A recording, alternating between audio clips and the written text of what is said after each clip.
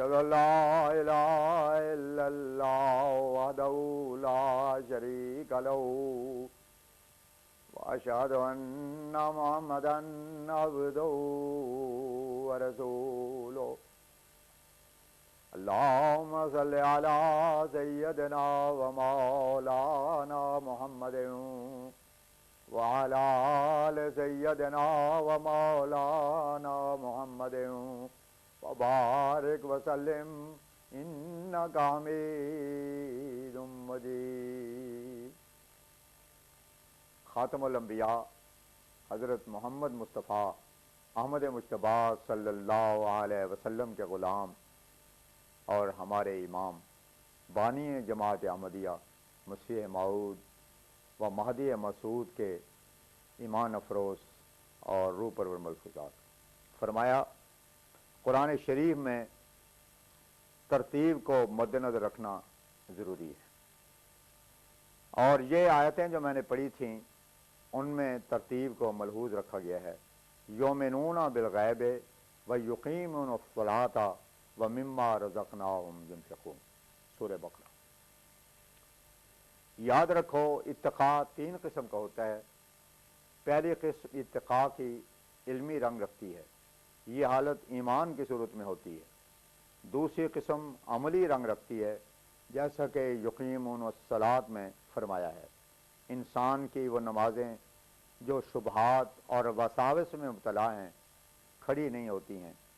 اللہ تعالیٰ نے یقرعون نہیں فرمایا بلکہ یقیمون فرمایا، یعنی جو حق ہے اس کے ادا کرنے کا.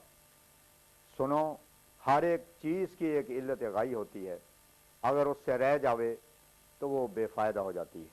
مثلا ایک بیل جو قلب رانی کے واسطے خریدا گیا ہے اپنے منصب پر اس وقت قائم سمجھا جائے گا جب وہ کر کے دکھا دے، لیکن اگر اس کی غرض و غایت کھانے پینے ہی تک محدود رہے تو وہ اپنی علت غائی سے دور ہے اور اس قابل ہے کہ اس کو ذبح کیا جاوے. اسی طرح یقیمون الصلاۃ میں لوازم الصلاۃ معراج ہے، اور یہ وہ حالت ہوتی ہے کہ اللہ تعالیٰ سے تعلق شروع ہوتا ہے، مکاشفات اور رویا صالح آتے ہیں، لوگوں سے انقطاع ہوتا جاتا ہے اور خدا کی طرف ایک تعلق پیدا ہونے لگتا ہے، یہاں تک کہ تبتل تام ہو کر خدا میں جا ملتا ہے. صلہ جلنے کو کہتے ہیں. جیسے کباب بھونا جاتا ہے اسی طرح نماز میں سوزش لازمی ہے. جب تک دل بریان نہ ہو نماز میں لذت اور سرور پیدا نہیں ہوتا. اور اصل تو یہ ہے کہ نماز ہی اپنے سچے معنوں میں اسی وقت ہوتی ہے.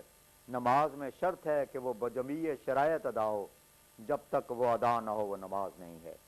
اور نہ وہ کیفیت جو صلاۃ میں میرے نماز کی ہے حاصل ہوتی ہے. یاد رکھو صلاۃ میں حال اور قال دونوں کا جمع ہونا ضروری ہے. بعض وقت اعلام تصویری ہوتا ہے، ایسی تصویر دکھائی جاتی ہے جس سے دیکھنے والے کو پتہ ملتا ہے کہ اس کا منشا یہ ہے. ایسے ہی صلاۃ میں منشا الہی کی تصویر ہے. نماز میں جیسے زبان سے کچھ پڑھا جاتا ہے ویسے ہی اعضاء و جوارح کی حرکات سے کچھ دکھایا بھی جاتا ہے. جب انسان کھڑا ہوتا ہے اور تحمید و تسبیح کرتا ہے اس کا نام قیام رکھا گیا ہے. اب ہر ایک شخص جانتا ہے کہ حمد و ثنا کے مناسب حال قیام ہی ہے. بادشاہوں کے سامنے جب قصائد سنائے جاتے ہیں تو آخر کھڑے ہو کر ہی پیش کرتے ہیں، تو ادھر ظاہری طور پر قیام رکھا گیا ہے اور ادھر زبان سے حمد و ثنا بھی رکھی ہے. مطلب اس کا یہی ہے کہ روحانی طور پر بھی اللہ تعالیٰ کے حضور کھڑا ہو. ہم ایک بات پر قائم ہو کر کی جاتی ہے، جو شخص مصدق ہو کر کسی کی تعریف کرتا ہے تو ایک رائے پر قائم ہو جاتا ہے. اس الحمدللہ کہنے والے کے واسطے یہ ضروری ہوا کہ وہ سچے طور پر الحمدللہ اسی وقت کہہ سکتا ہے کہ پورے طور پر اس کو یقین ہو جائے کہ جمیع اقسام محمد کے اللہ تعالیٰ ہی کے لیے ہیں. جب یہ بات دل میں انشراح کے ساتھ پیدا ہو گئی تو یہ روحانی قیام ہے، کیونکہ دل اس پر قائم ہو جاتا ہے اور پھر سمجھا جاتا ہے کہ وہ کھڑا ہے، حال کے موافق کھڑا ہو گیا تاکہ روحانی قیام نصیب ہو. پھر رکوع میں سبحان ربی العظیم کہتے ہیں. قاعدہ کی بات ہے کہ جب کسی کی عظمت مان لیتے ہیں اس کے حضور جھکتے ہیں. عظمت کا تقاضا ہے کہ اس کے لیے رکوع کرے، پس سبحان ربی العظیم زبان سے کہا اور حال سے جھکنا دکھایا. یہ اس قول کے ساتھ حال دکھایا۔ پھر تیسرا قول ہے سبحان ربی العلیٰ، اعلیٰ افل تفضیل ہے، یہ بالذات سجدہ کو چاہتا ہے، اس لیے اس کے ساتھ حالی تصویر سجدہ میں گرنا ہے۔ اس اقرار کے مناسب حال حیث فی الفور اختیار کر لیتی ہے۔ اس قال کے ساتھ تین حال جسمانی ہیں، ایک تصویر اس کے آگے پیش کی گئی، ہر ایک قسم کا قیام بھی کیا گیا ہے، زبان جو جسم کا ٹکڑا ہے اس نے بھی کہا اور وہ شامل ہو گئی۔ تیسری چیز اور ہے، وہ اگر شامل نہ ہو تو نماز نہیں ہوتی۔ وہ کیا ہے؟ وہ قلب ہے۔ اس کے لیے ضروری ہے کہ قلب کا قیام ہو اور اللہ تعالیٰ اس پر نظر کر کے دیکھے کہ در حقیقت وہ حمد بھی کرتا ہے اور کھڑا بھی ہے اور روح بھی کھڑا ہوا حمد کرتا ہے، اور جسم ہی نہیں بلکہ روح بھی کھڑا ہے۔ اور جب سبحان ربی العظیم کہتے ہیں تو دیکھے کہ اتنا ہی نہیں کہ صرف عظمت کے اقرار ہی کیا ہے، نہیں بلکہ ساتھ ہی جھکا بھی ہے اور اس کے ساتھ ہی روح بھی جھک گئی ہے۔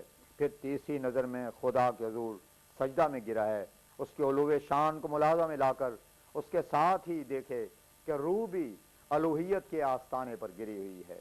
غرض یہ حالت جب تک پیدا نہ ہو لے اس وقت تک مطمئن نہ ہو، کیونکہ یقیمون الصلاۃ کے معنی یہی ہیں۔ اگر یہ سوال ہو کہ یہ حالت پیدا کیوں کرو تو اس کا جواب اتنا ہی ہے کہ نماز پر مداومت کی جائے اور وساوس اور شبہات سے پریشان نہ ہو۔ ابتدائی حالت میں شکوک و شبہات سے ایک جنگ ضرور ہوتی ہے، اس کا علاج یہی ہے کہ نہ تھکنے والے استقلال اور صبر کے ساتھ لگا رہے اور خدا تعالیٰ سے دعائیں مانگتا رہے۔ آخر وہ حالت پیدا ہو جاتی ہے جس کا میں نے ابھی ذکر کیا ہے، یہ تقوی عملی کا ایک جزو ہے۔ اور دوسرا جز اس کی مما رزقناہم ینفقون ہے کہ جو کچھ دے رکھا ہے اس میں سے خرچ کرتے ہیں۔ عام لوگ رزق سے مراد اشیاء خود نہیں لیتے ہیں، یہ غلط ہے۔ جو کچھ قوا کو دیا جائے وہ بھی رزق ہے۔ علوم و فنون وغیرہ معارف حقائق عطا ہوتے ہیں، جسمانی طور پر معاش مال میں فراخی ہو، سب رزق ہے۔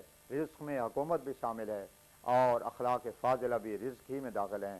جہاں اللہ تعالیٰ فرماتا ہے کہ جو کچھ ہم نے دیا ہے اس میں خرچ کرتے ہیں، یعنی روٹی میں سے روٹی دیتے ہیں، علم میں سے علم اور اخلاق میں سے اخلاق، علم کا دینا تو ظاہر ہی ہے۔ یہ یاد رکھو کہ وہی بخیل نہیں ہے جو اپنے مال میں سے کسی مستحق کو کچھ نہیں دیتا، بلکہ وہ بھی بخیل ہے جس کو اللہ تعالیٰ نے علم دیا ہو اور وہ دوسروں کو سکھانے میں مذاکرہ کرے، محض اس لیے کہ اپنے علوم فنون سے کسی کو واقف نہ کرنا۔ اگر وہ سیکھ جاوے گا تو ہماری بے قدری ہو جاوے گی یا آمدنی میں فرق آ جائے گا، شرک ہے، کیونکہ اس صورت میں وہ اس علم یا فن کو ہی اپنا رازق اور خدا سمجھتا ہے۔ اسی طرح پر جو اپنے اخلاق سے کام نہیں لیتا وہ بھی بخیل ہے۔ اخلاق کا دینا یہی ہوتا ہے کہ جو اخلاق فاضلہ اللہ تعالیٰ نے محض اپنے فضل سے دے رکھے ہیں اس کی مخلوق سے ان اخلاق سے پیش آوے۔ وہ لوگ اس کے نمونے کو دیکھ کر خود بھی اخلاق پیدا کرنے کی کوشش کریں گے۔ سیدنا حضرت مسیح موعود فرماتے ہیں، یہ بذل مال در راز کسے مفلس نبے گردد، خدا خود میں شود ناصر اگر ہمت شود پیدا۔ خدا کے راہ میں مال خرچ کرنے سے کوئی مفلس نہیں ہو جایا کرتا، اگر ہمت پیدا ہو جائے تو خدا خود ہی اس کا مددگار بن جاتا ہے۔ وآخر دعوانا ان الحمد للہ رب العالمین۔